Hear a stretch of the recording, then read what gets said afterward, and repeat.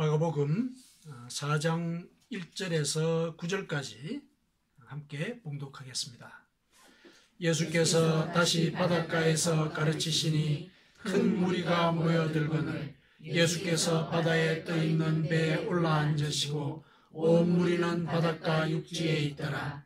이에 예수께서 여러 가지를 비유로 가르치시니 그 가르치시는 중에 그들에게 이르시되 들으라, 씨를 뿌리는 자가 뿌리러 나가서 뿌릴새 때로는 길가에 떨어짐에 새들이 와서 먹어버렸고 때로는 흙이 얕은 돌밭에 떨어짐에 흙이 깊지 아니하므로 곧 싹이 나오나 해가 돋은 후에 타서 뿌리가 없으므로 말랐고 때로는 가시떨기에 떨어짐에 가시가 자라 기운을 막음으로 결실하지 못하였고 때로는 좋은 땅에 떨어짐에 자라 무성하여 결실하였으니 30배나 60배나 100배가 되었느니라 하시고 또 이르시되 들을 귀 있는 자는 들으라 하시니라. 아멘. 우리는 하나님을 믿기 때문에 이 자리에 모였습니다. 그리고 우리가 또 예배도 드리고 기도도 하고 하나님의 말씀을 일상생활 속에서 실천하려고 또 이렇게 의지를 드리기도 합니다. 이 모든 행위는 우리가 하나님의 말씀을 들었기 때문에 이루어지는 일입니다. 과연 바울 사도가 일렀듯이 믿음은 들음에서 납니다. 그리고 듣는다는 것은 그리스도 예수의 말씀을 듣는다. 이렇게 바울 사도가 얘기한 것처럼 우리는 예수 그리스도의 말씀을 듣고서 이렇게 하나님을 믿는 자로서 살아가게 되었습니다. 하지만은 우리가 일상을 살다가 보면은 이제 가끔 유혹에 빠지기도 하고 또 악한 행실을 우리가 저지르기도 합니다. 하나님의 말씀을 듣고 믿는다라고 하는데 왜 이와 같은 일을 하게 됩니까? 그것은 이제 우리가 듣는다라고 하는 그 행위 자체를 물리적인 단순히 우리가 육신의 귀로 듣는다 이런 차원의 것으로 이렇게 흘려버리는 그런 습성이 우리 속에 있기 때문에 그럴 수가 있습니다. 예를 들면은 이제 하나님의 말씀을 이제 근성으로 듣는 특히 이제 우리가 이제껏 살아왔던 이제 삶의 태도나 가치관 이런 것들이 우리 속에 굳건하게 자리 잡고 있을 때는 하나님의 말씀이 잘 들리지가 않는 것입니다. 그래서 이와 같은 어떤 고정관념, 우리 속에 자리 잡고 있는 우리 스스로가 만든 허상이 우리 속에 가득할 때 하나님의 말씀을 사실은 듣지 못하는 그런 상태에 빠지게 될 수가 있습니다. 우리가 이렇게 하나님의 말씀을 육신의 귀로만 듣는다고 한다면은 실은 그 말씀이 우리 속에 살아 움직이지 못하게 될 것입니다. 우리는 하나님의 말씀을 우리의 마음으로 마음의 문을 열고 이제 들어야 하는 것입니다. 내가 가지고 있는 지식과 경험 그리고 이 고정관념은 하나님의 말씀을 진리대로 받아들이지 못하게 하는 장애물이 되는 것입니다. 그래서 오늘 우리 본문의 말씀을 같이 묵상을 하면서 나는 하나님의 말씀을 어떤 마음가짐으로 듣고 있는가? 내가 가지고 있는 지식과 경험 그리고 고정관념에 걸러서 내가 그 말씀을 듣고 있는 것은 아닌가? 혹은 나는 하나님의 말씀이 나의 영혼과 인생을 변화시키는 그런 말씀이다. 이렇게 생각하고 듣고 있는가? 이것을 같이 한번 되새겨보는 시간을 가졌으면 좋겠습니다. 자, 본문을 보겠습니다. 예수님께서 갈릴리 바닷가에서 하나님 나라의 비밀을 가르쳤습니다. 바닷가라고 하는 것은 이제 넓은 공터가 있기도 하지만은 사방에서 이제 각양각색의 사람들이 모여들 수 있는 그런 공간입니다. 그곳은 남녀노소 또 지위 공화를 막론하고 누구든지 올 수 있는 그런 장소입니다. 예수님께서는 또한 들판에서도 가르쳤습니다. 바닷가나 들판이나 누구나 다 올 수 있는 그런 곳입니다. 이런 곳에서 하나님 나라의 비밀을 가르치셨다.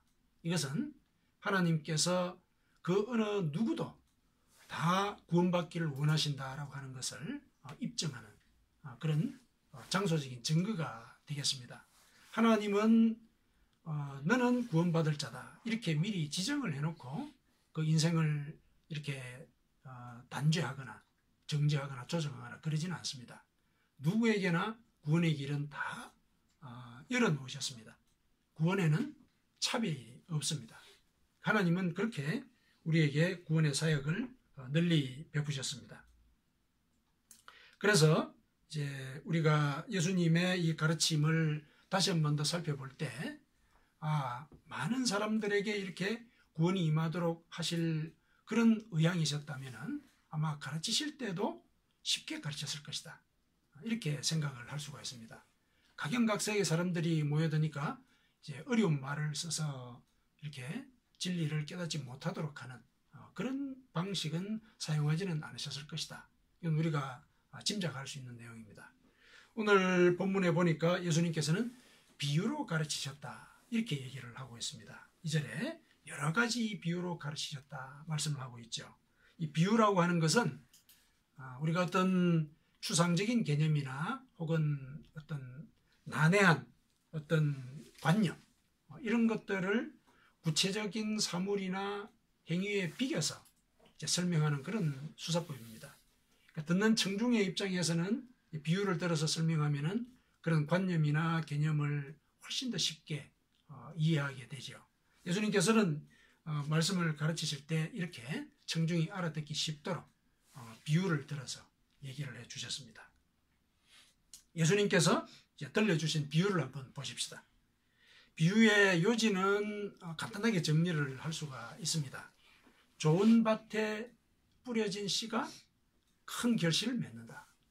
이거는 이제 여러분들이 같이 성경을 읽어 내려가면서 그런 뜻이겠구나 충분히 요약을 하실 수 있었을 것입니다.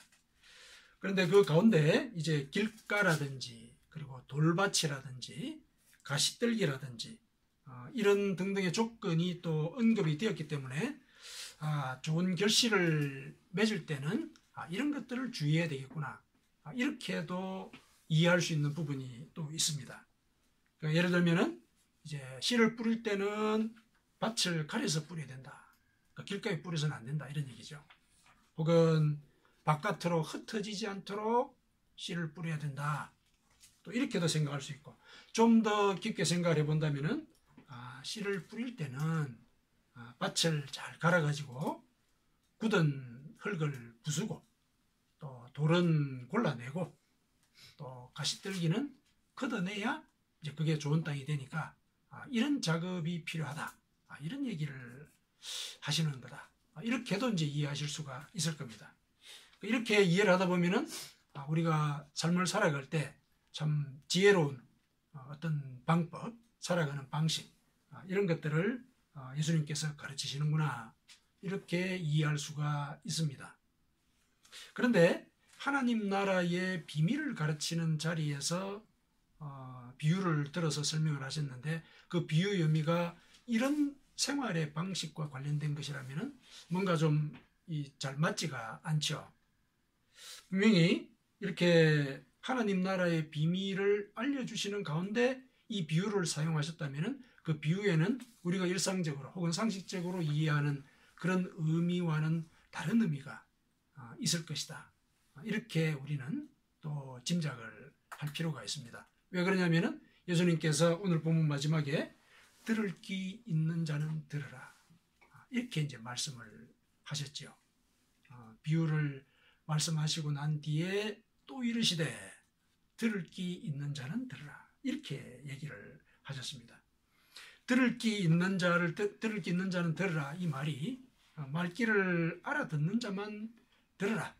그런 말씀은 아니고 내가 일러준 이 비유의 말씀을 마음의 문을 열고 새겨서 한번 들어봐라. 이런 얘기를 하신 것입니다. 하나님 나라의 비밀을 알기 위해서는 마음의 문을 열고 관심을 갖고 새겨서 들어야 한다. 이런 취지로 말씀을 하신 것입니다.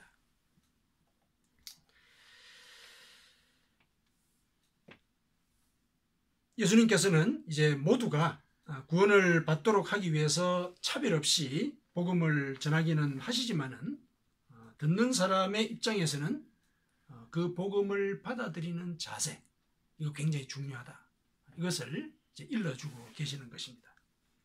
이 장면이 지나면은 이제 예수님을 따르던 사람들과 예수님의 제자들이 예수님을 따로 찾아뵙습니다.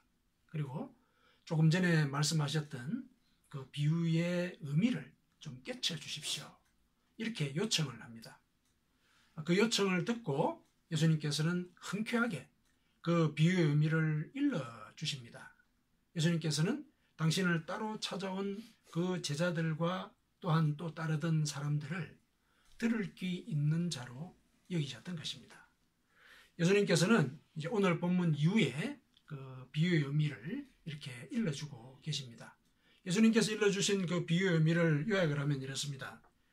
씨를 뿌린다 했는데 씨를 뿌린다는 것은 하나님의 말씀을 전파한다, 그런 뜻이라는 겁니다.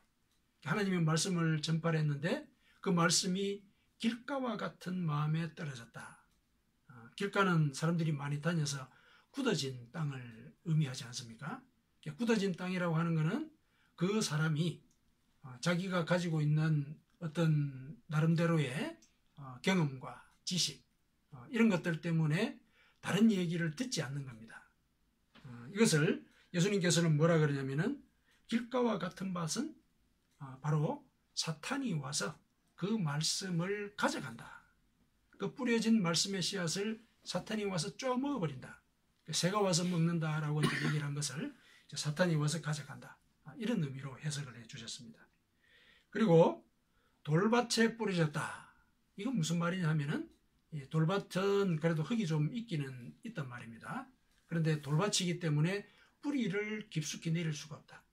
그래서 하나님의 말씀을 받았을 때 처음에는 기쁜 마음을 갖는데 뿌리를 깊게 내리지 못하기 때문에 혹시 환난이나 고난이 오게 되면 믿음을 버리게 되는, 그 말씀을 버리게 되는 그런 종류의 마음을 얘기한다. 이렇게 또 일러주셨습니다. 그리고 가시떨기에 뿌려졌다. 이 말에 대해서는 또 어떻게 말씀을 하셨냐면은 가시떨기에 뿌려진 하나님의 말씀, 뿌리를 내리더라도 가시떨기 때문에 이렇게 크지를 못하는 거죠. 찔려가지고. 그래서 이 가시떨기를 예수님께서는 우리가 살아가는 데 있어서 세상적인 염려나 또 재물의 유혹, 그리고 여러 가지 욕심들, 이런 것들이 바로 가시떨기가 되어가지고 하나님의 말씀이 우리 영혼 속에서 성장하는 것을 막는다. 그것이 바로 가시떨기와 같은 그런 마음이다. 그래서 이와 같은 이 마음의 태도, 이런 것들을 다 걷어내야 좋은 땅이 되어서 하나님의 말씀이 풍성한 결실을 맺게 된다. 이런 얘기를 하신 것입니다. 그러니까 비유를 요약하자면은 하나님의 말씀을 씨앗으로 받아서 결실하고자 하는 그런 사람은 하나님의 말씀을 거부해서는 안 된다. 그리고 환난이나 박해가 와도 하나님의 말씀을 믿으면서 인내할 수 있어야 된다. 그리고 또 세상의 염려와 재물의 유혹과 그리고 여러 가지 욕심에 휘둘려서는 안 된다. 이런 의미를 일러주고자 이 비유를 얘기를 하셨던 것입니다. 근데 바닷가에 모인 이 무리 중에서 이 의미를 깨달은 사람들이 과연 몇이나 되겠습니까? 분명히 그 의미를 깨달은 사람은 따로 예수님을 찾아왔던 제자들과 또 일부의 예수님을 따르던 그런 사람들 뿐이었습니다. 왜 예수님께서는 이렇게 직설적으로 진리를 설파하지 아니하시고 굳이 비유를 사용하셨을까? 이것이 궁금해지는 그런 대목입니다. 이해하기 쉽도록 비유를 사용하셨기는 했는데 모든 청중이 진리를 깨치기를 원하지 않은 것은 아니었을까? 이렇게 의심을 할 만한 그런 순간이기도 한 것입니다. 예수님께서는 왜 비유를 사용하셨는가에 대해서 오늘 본문 이후에 이렇게 얘기를 하셨습니다. 11절 12절에 이렇게 말씀을 하셨죠. 하나님 나라의 비밀을 너희에게는 주었으나 외인에게는 모든 것을 비유로 하나니 이는 그들로 보기는 보아도 알지 못하며 듣기는 들어도 깨닫지 못하게 하여 돌이켜 죄의 사함을 얻지 못하게 하려 함이라. 이렇게 얘기를 하셨습니다. 이게 무슨 말입니까? 비유를 들어서 설명하고자 하신 그 의도가 오히려 청중으로 하여금 진리를 깨닫지 못하게 하기 위함이었다. 이런 말씀을 하신 것입니다. 이해가 되지 않습니다. 하나님 나라의 비밀을 쉽게 설명해 줘야 많은 사람들이 구원을 받을 수가 있는데 예수님께서는 반대되는 의도를 갖고 계신 것입니다. 그 이유가 무엇이겠습니까? 그 이유는 따로 예수님께서 말씀하신 다른 구절에 있는데 그 말씀에 암시되어 있습니다. 마태복음 7장 6절에 거룩한 것을 개에게 주지 말며 너희 진주를 돼지 앞에 던지지 말라. 그들이 그것을 발로 밟고 돌이켜 너희를 찢어 상하게 할까 염려하라. 이렇게 이제 말씀을 하셨습니다. 그런데 이 말씀은 청중을 개나 돼지로 여기는 그런 말씀은 아닙니다. 예수님께서는 그 진주, 즉 진리를 나타내는 그 진주의 가치를 모르고 오히려 짓밟고 공격하는 자를 경계하신 것입니다. 사실 이 비유를 가르치시기 전에 예수님께서는 바리새인들과 한 번 큰 논쟁을 하셨습니다. 바리새인들은 예수님께서 귀신을 쫓아내는 그런 이 기적을 행하는 것을 보고 이것은 예수라는 자가 악령을 부려가지고 저지르는 짓이다. 이렇게 소문을 냈습니다. 성령의 사역을 악령이 하는 짓이다. 이렇게 폄하를 했던 것입니다. 이들은 기회가 올 때마다 예수님을 죽이려고 논의를 했습니다. 마가복음 3장 6절에 그렇게 기록이 되어 있습니다. 예수님께서는 그 바리새인들의 행태와 또 그 행태의 결과를 정확하게 알고 계셨습니다. 그래서 마태복음 23장에는 그들의 행태를 정확하게 지적을 했습니다.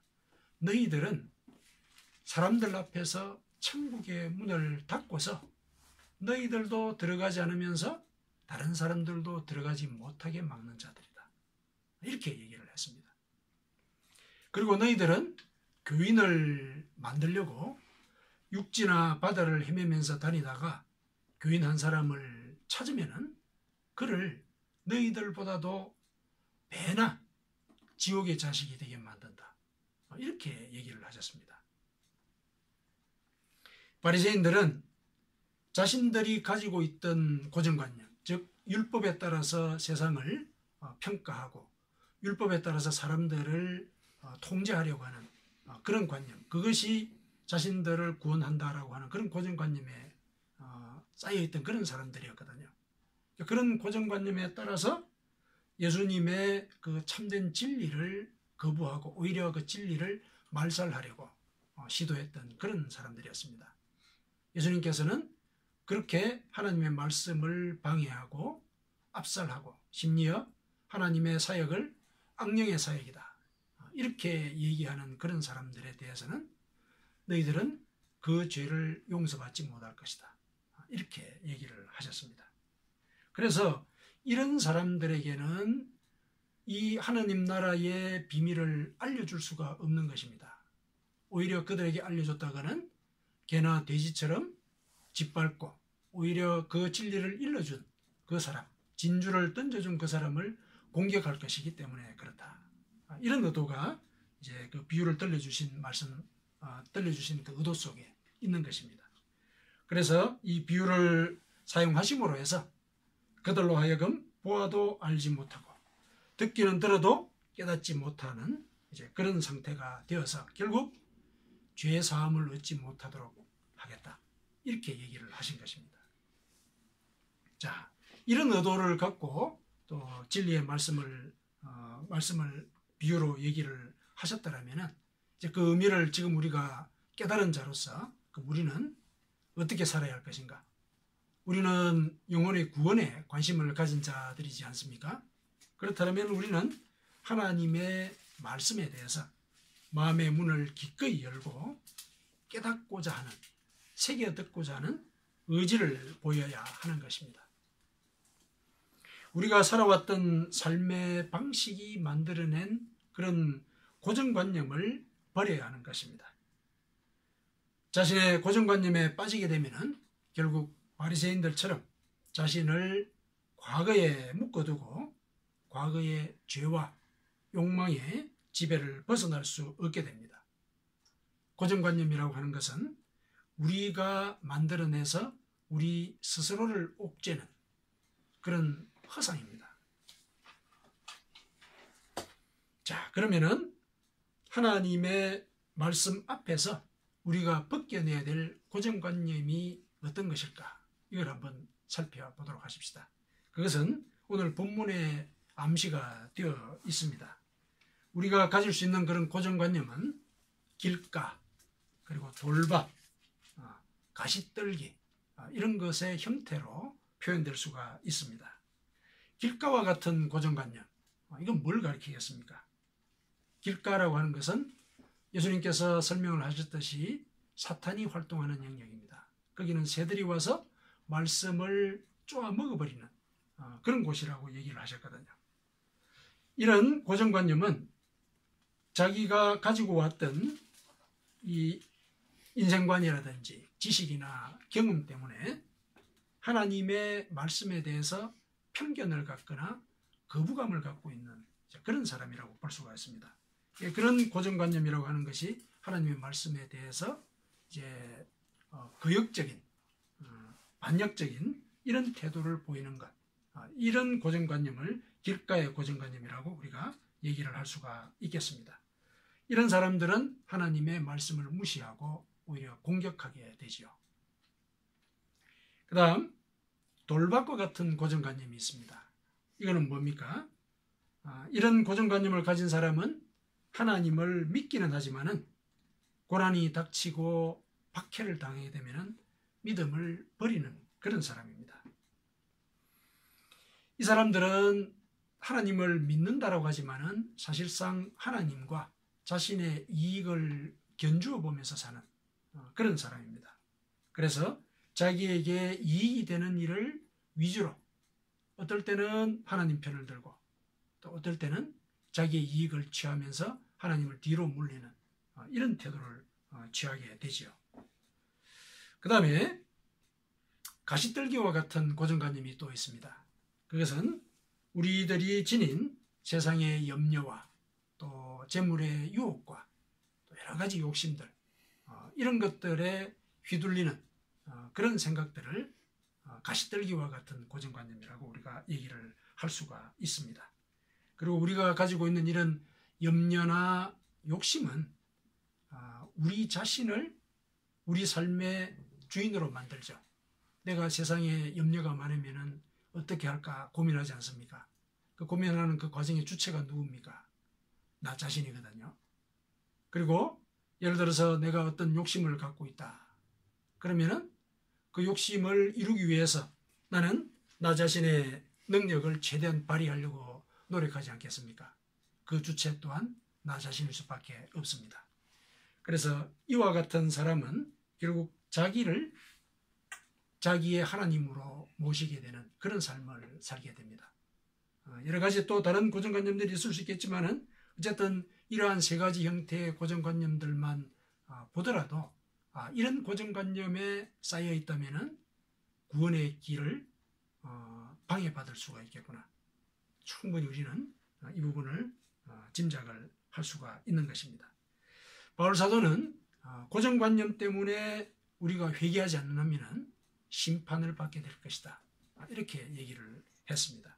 로마서 2장 5절에 뭐라고 얘기를 했냐면은 다만 네 고집과 회개하지 아니하는 마음을 따라서 진노의 날 곧 하나님의 의로우신 심판이 나타나는 그날에 임할 진노를 네게 쌓아간다. 고집을 부리고 회개하지 않으면 하나님의 진노를 너 스스로 너의 영혼에 쌓는 것이다. 이렇게 바울 사도가 얘기를 한 것입니다. 그런데 우리가 이와 같은 고정관념을 살펴보긴 했지만은 또 한편으로 이런 경우도 있습니다. 우리가 이렇게 두드러진 고정관념을 갖고 사는 사람들도 있지만은 하루하루 살아가는 것이 힘겨운 사람들이 있지 않습니까? 일상의 고난에 너무 익숙해져서 그냥 하루 그냥 굶지 않고 살아가고 또 딱히 누군가가 나를 억압하지만 않는다면은 그저 하루를 연명하면서 지내는 것에 만족하는 그런 삶을 사는 사람들이 있습니다. 이 사람들은 이제 영적인 상태보다는 그저 현실에서 병이 치료되고 또 먹고 살 일이 해결되는 것, 이것이 우선이 되는 그런 삶을 살기들 할 것입니다. 아마 뭐 큰 문제가 없다면 대부분의 사람들이 이와 같이 삽니다. 사실은 예수님께서는 당신 앞에 모여있는 그 무리들의 태반이 이런 종류의 사람일 거라는 것을 알고 계셨습니다. 그리고 이들을 향해서 하나님 나라의 비밀을 가르치셨죠.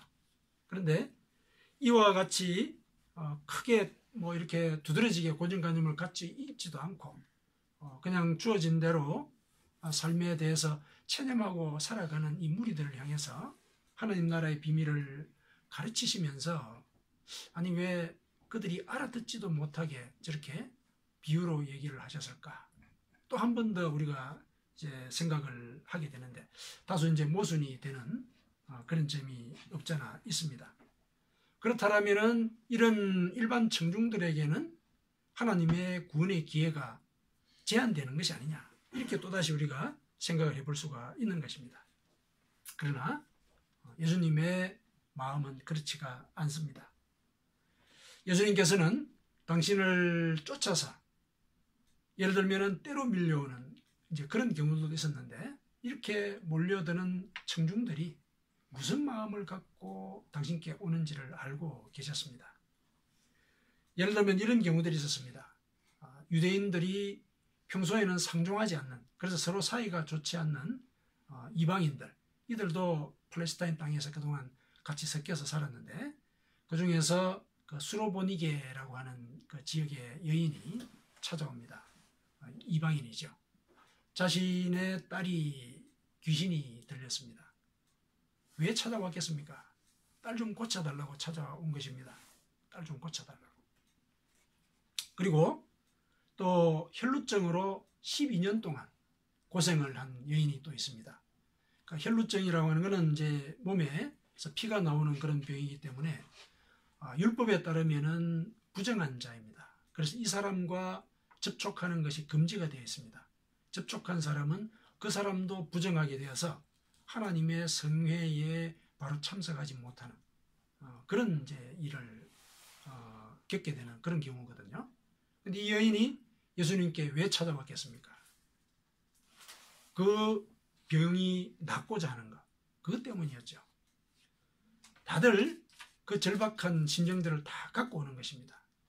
그리고 한 번은 성인들만 헤아려서 5,000명, 또 어떤 경우는 4,000명, 이렇게 큰 무리들이 또 몰려오지 않았습니까? 그들이 몰려왔을 때 예수님께서는 그들을 내치지 않으셨습니다.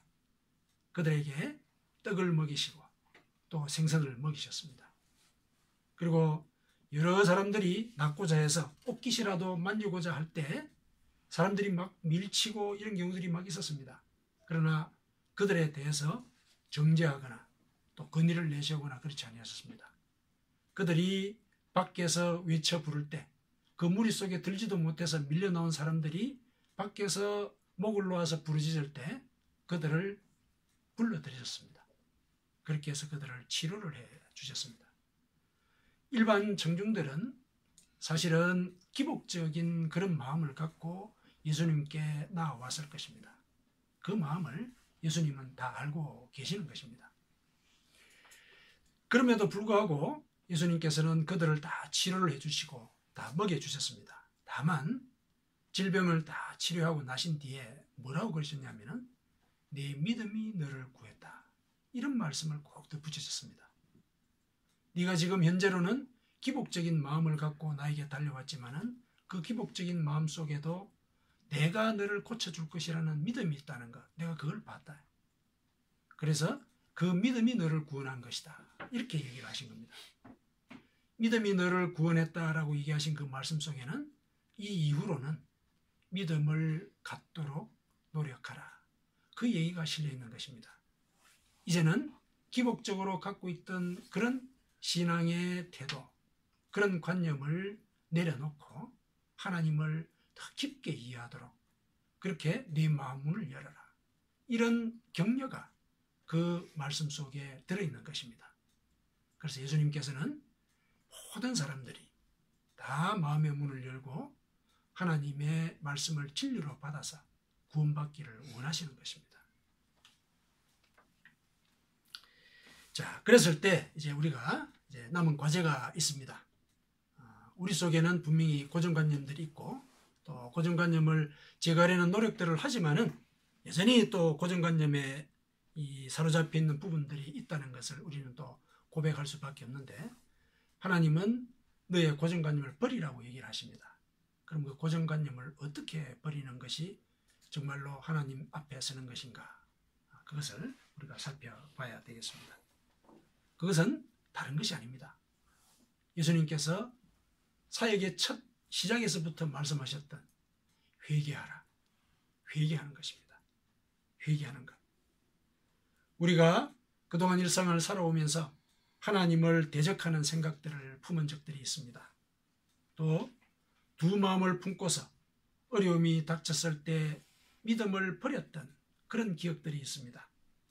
그리고 세상의 염려와 재물의 유혹과 또 여러 가지 욕심에 휘둘려서 지냈던 그런 기억들이 있습니다. 그런 기억들, 생각들, 이것들이 나의 고정관념이 되어서 나의 영혼에 뿌리를 내리고 있을 수가 있다는 겁니다. 그것을 회개하라는 것입니다. 이러한 행위와 생각들이 우리 마음속에 고정관념을 형성해서 하나님의 말씀을 진리로 흔쾌하게 받아들이지 못하게 막고 있는 것, 이것을 회개하라는 것입니다. 회개는 이와 같은 것들이 우리를 구해줄 것이라는 허상을 깨고 나오라는 것입니다. 그렇게 하면은 우리가 앞서 배웠듯이 하나님과 우리 사이에 영적인 대로, 즉 영혼의 고속도로가 놓이게 됩니다. 영혼의 고속도로가 놓이게 되면은 그 다음에 있을 일이 뭡니까? 하나님의 음성을 듣는 것입니다. 막히는 담이 없기 때문에 하나님의 음성이 우리에게 직접 들린다는 얘기입니다. 하나님의 음성을 듣는다는 것은 우리가 하나님과 가족이 된다는 얘기입니다. 이렇게 우리가 회개할 때 우리는 예수님의 형제요, 자매요, 어머니가 될 수 있습니다. 이 말은 예수님께서 직접 얘기를 하셨습니다. 누구든지 하나님의 뜻대로 행하는 자가 내 형제요, 자매요, 어머니다. 예수님께서 분명히 이 말씀을 하셨습니다. 자, 말씀을 한번 요약을 해보겠습니다. 그러니까 회개한 사람의 마음에 떨어진 말씀의 씨앗은 마치 좋은 땅에 떨어진 씨처럼 30배, 60배, 100배의 결실을 맺게 된다. 이것이 오늘 들려주고자 하신 예수님의 그 비유 속에 들어있는 그 의미인 것입니다.